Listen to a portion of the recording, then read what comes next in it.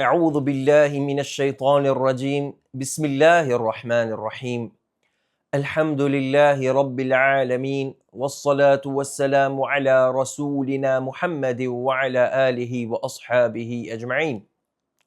Falënderimet dhe adhurimet I takojnë vetëm Allahut Dhul Xhelal, ndërsa salavatet dhe selamet qofshin mbi vullën e pejgamberisë, bi Muhammed Mustafa sallallahu alaihi wasallam, bi familjen e tij, bi shokët e tij dhe mbi gjithë besimtarët të cilët e ndjekin dhe do ta ndjekin rrugën e tij në ditën e gjykimit. Falenderojmë Allahun Dhul Xhelal për gjitha mirësitë dhe begatitë që na ka dhuruar dhe dhuntu, e në veçanti për mirësinë e begatisë së imanit dhe islamit që bën dobi në çastin dhe momentin kur s'bën dobi as malli dhe as evladi. Të nderuar vëllezër dhe motra, fillimisht lut Allahun Dhul Xhelal që të na pranoj agjerimin e muajit të begatë të Ramazanit dhe të na mundësoj që të dalim nga ky muaj me mëkate të falura. Në këto pak minuta do ta përcjell një hadith të pejgamberit alayhi salatu wassalam, I cili na jep mësim, këshill, vërejtje, kritik në jetën tonë të përditshme, në jetën e kësaj bote, që me qenë ne më të përkujdesur në veprimet dhe sjelljet e tona. Hadithi pejgamberit alayhi salatu wassalam, të cilin e transmeton Ebu Hurajra, është kështu: An Abi Hurajra radhiyallahu anhu anna Rasulullahi sallallahu alaihi wasallam marra ala subrati ta'amin fadkhala yadahu fiha fanalat asabi'uhu balalan faqala. Pejgamberi alayhi salatu wassalam, hadithit të cilin e transmeton Abu Hurajra radhiyallahu anhu, tregon se pejgamberi alayhi salatu wassalam kishte dalur në treg dhe e vren një burr I cili po shiste grur. Dhe pejgamberi alayhi salatu wassalam e fut dorën e tij në grur dhe vren lagështi. Dhe pejgamberi alayhi salatu wassalam I drejtohet atij burri në këtë mënyrë dhe I thot: Ma hadha ya sahib at-ta'am, çka është kjo o ti zotri I këtij grurit, o ti përgjegjësi I këtij grurit? Dhe I thot: qala asabatuhu as-sama ya Rasulullah, e ka lagur shiu ya Rasulullah. Dhe pejgamberi alayhi salatu wassalam I drejtohet dhe I thot: qala afala ja'altuhu fawqa at-ta'ami kay yarahu an-nas an ghasha falaysa minni. Thot pejgamberi, men ghasha falaysa minni.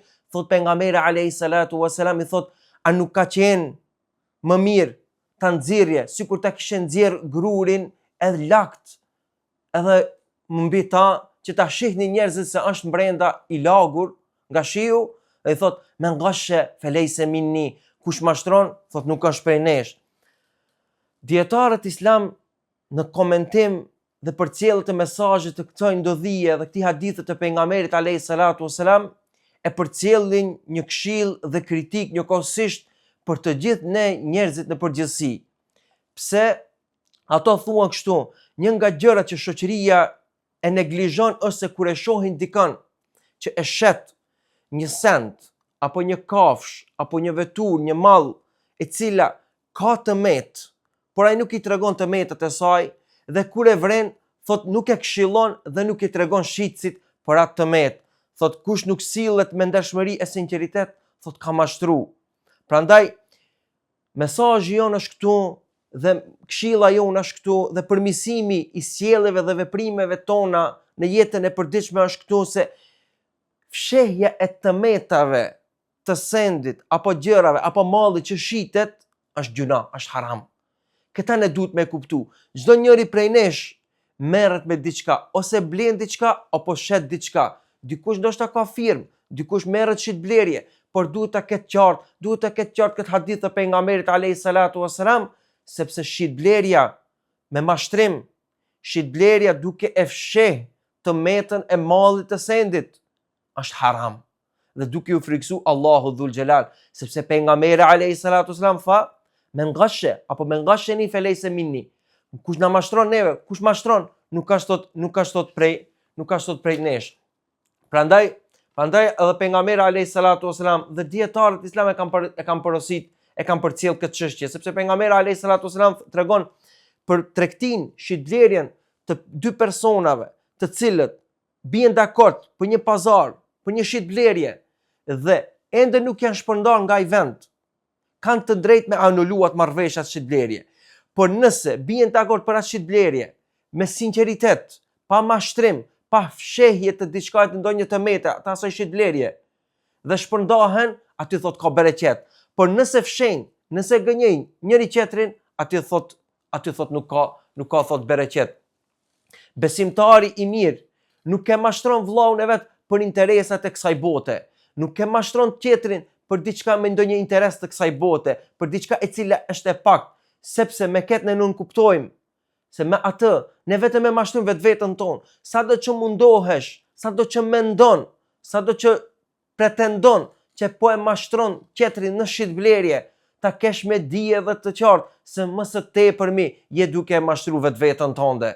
Më së tepërmi je duke e mashtruar vetveten tënde. Prandaj duhet me pas frikë Allahun Dhul Xhelal. Duhet me pas frikë Allahun Dhul Xhelal. Duhet me kujtu vetvetes këtë hadith të pejgamberit alayhis salatu wassalam, sepse ky hadith është përmirësues i vetveteve tona, sepse ky hadith e pejgamberit alayhis salatu wassalam neve na ndal, na stopon për një gjunahu i cili gjuna mund ta ketë përfundimin në zjarr të xhehenemit. Allahu na ruaj. Për këtë arsye edhe është edhe një sure në Kur'anin e Kerim që është e emërtuar Taghabun, apo dhe ajo sure e Kur'anit e Kerimit është ajo surja e 64 mos gabofsha, është në Kur'anin e Kerim e cila e ka emërtimin për ditën e gjykimit.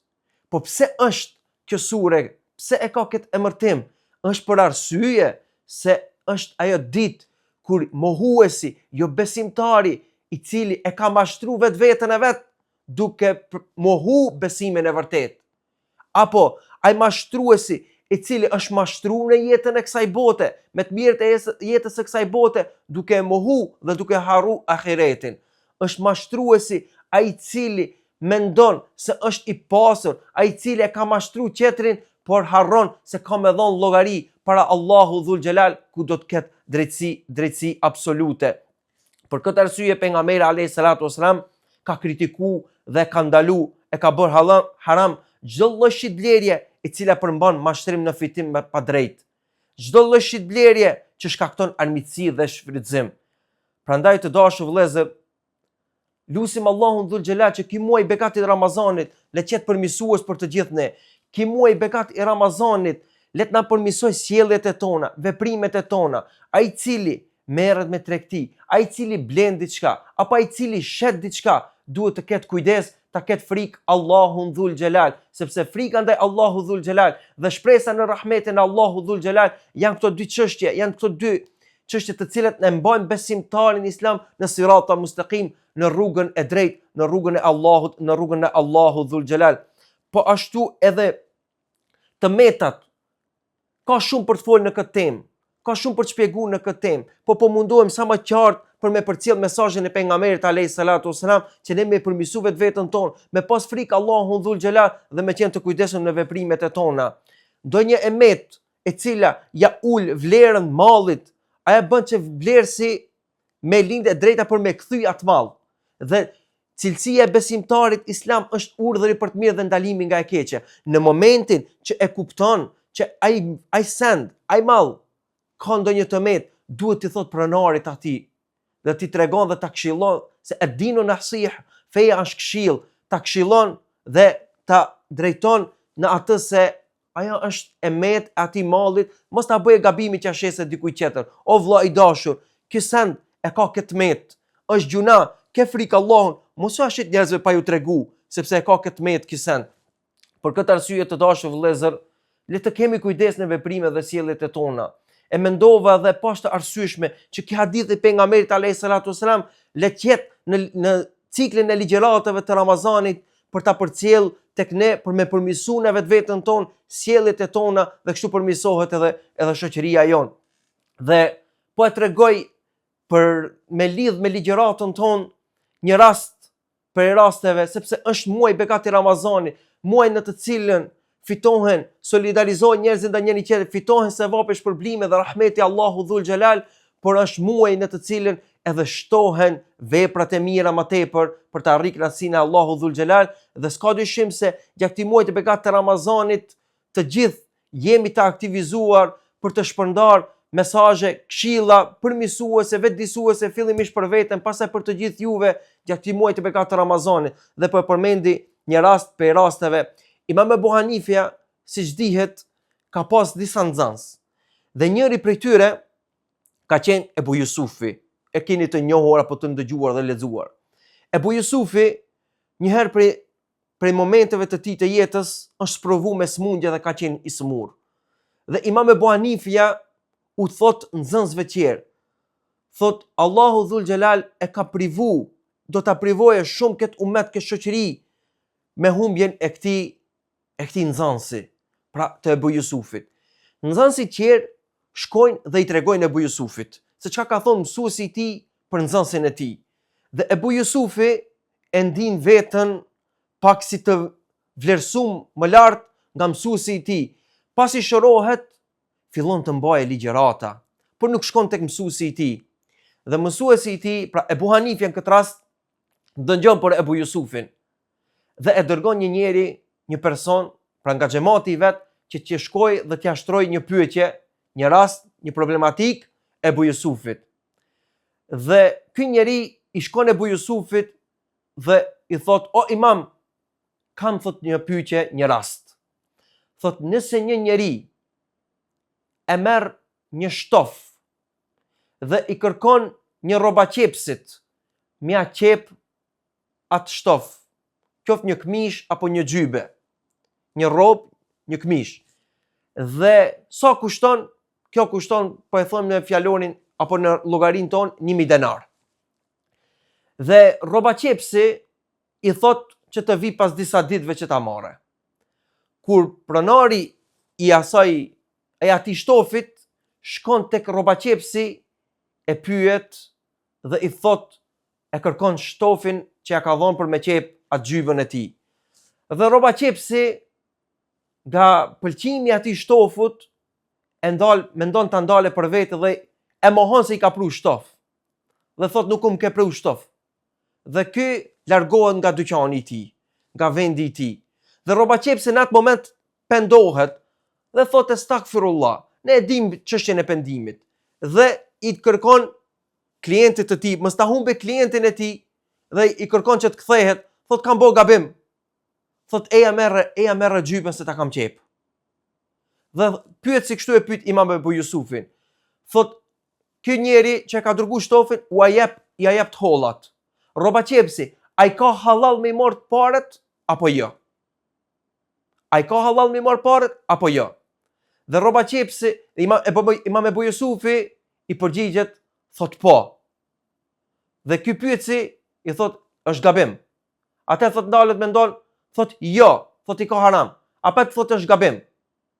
Dhe Imam Ebu Jusufi e kupton se këtë pyetje nuk mundet më ushtru nga dikush tjetër përpos se është dërguar nga Imam Ebu Hanifja, ka mësuesi i tij. Dhe në ato momente i shkon Imam Ebu Hanifës tek shtëpia e tij dhe i troket në derë. Dhe Imam Ebu Hanifja sapo e hap derën dhe shet që është Imam Ebu Jusufi dhe i thot, ha, cili rrobaqeps të ka ndjekur nga prapa. Dhe Imam Ebu Jusufi e pyet, o imam, kështu ka ndodhur rasti, kjo është pyetja, cila është përgjigjja e saj? Imam Ebu Hanifa i drejtohet dhe i thot, sikur të ishe përgjigj me mendje të kthjellët, me dituri të pastër, kishe me ditë përgjigjen. Thot, përgjigja është kjo: nëse rrobaqepsi gjatë kohës që e ka qep atë xhybe e ka pas niyetin këtë xhybe me e qep për personi që e ka sjell shtofin, atëherë kohën dhe mundi që e ka shfrytzuar për atë xhybe, të hollat me i marrë ka halal. Por nëse xhybja në fillim që e ka marrë me niyetin e ka pas për me qep për vete, dhe kohën që e ka humb, mundi që e ka bo për vete, por pastaj është pendu dhe e ka dhonë, thot atëherë e ka haram me i marrë parat për atë xhybe. Kjo është, thot, dituria, kjo është përgjigja e vërtet dhe kjo është dituria e vërtet. Dhe këtu nxjerrët mësimi dhe thot një fjali Imam Ebu Jusufit, thot le ta çaj hallin e tij ai cili mendon se nuk ka nevojë për të ndëgjuar dhe për të mësuar. Prandaj këshilla jon gjatë këtij Ramazani është që sa më tepër të shtojmë veprat e mira, të ndëgjojmë ligjërata, të marrim mesazhet e tyre, të praktikojmë në jetën e përditshme, ta përmirësojmë vetveten tonë, ta lutim Allahun Dhul Xhelal me gjuhë të pastra, pra ta lutim për njëri tjetrin, ta lutim Allahun Dhul Xhelal na i falë gjunahet tona, lut Allahun Dhul Xhelal na i pranoj agjërimet tona, sadakatul fitrin ton, zakatet tona. Allahu Dhul Xhelal na shtoft të mirë në këtë botë, na mundsoj të arrijmë dhe të shijojmë të mirat e botës tjetër dhe të na ruaj nga shpërbimi i zjarrit të xhenemit. Lut Allahun Dhul Xhelal që Kur'ani famullar ta bëj udhërfyese në jetën sonë. Kur'ani famullar të jetë ndriçues në jetën e varrit dhe Kur'ani famullar të jetë ndërmjetësues ditë kur do të japim llogari para Allahut Dhul Xhelal. Allahu Dhul Xhelal na bashkof në punë të hajrit. Allahu Dhul Xhelal na bashkof në punë të mira. Allahu Dhul Xhelal na bëj për aty robëve të cilët vazhdimisht kryen çdo vepër me sinqeritet më të plot vetëm për të arritur kënaqësinë e Allahut Dhul Xhelal. Aqulu qawli hadha wa astaghfirullaha li wa lakum fastaghfiruhu yaghfir lakum.